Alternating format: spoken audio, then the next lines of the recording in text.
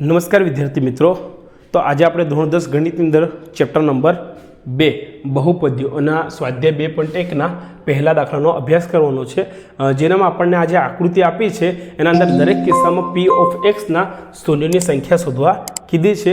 આજે સ્વાધ્યાયનો આ જે પ્રશ્ન છે દરેક વિદ્યાર્થીને આવડતો જ હશે, અને જો નહીં આવડે તો આ તમે વિડીયો જોશો એના પછી આવડી જ જશે।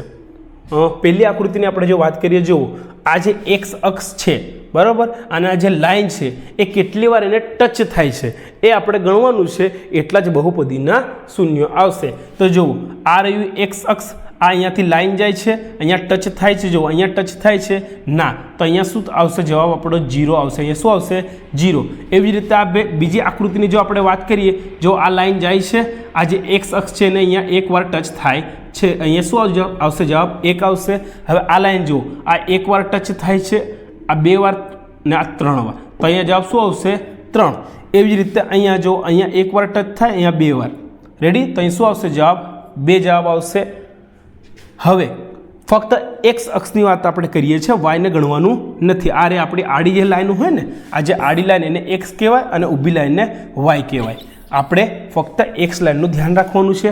આ એકવાર ટચ થાય, અહીંયા બીજી વાર ટચ થાય, આ 3 વાર ને અહીંયા 4 વાર, તો જવાબ શું આવશે? અહીંયા 4 આવશે। ચાલો, આ જે છેલ્લો જવાબ છે એ તમારે નીચે કોમેન્ટ બોક્સની અંદર આપવાનો છે, તો મને ખબર પડે કે તમને ખબર પડી કે નહીં। રેડી? તો મળીશું હવે નેક્સ્ટ વિડીયોમાં। ધન્યવાદ, જય હિન્દ।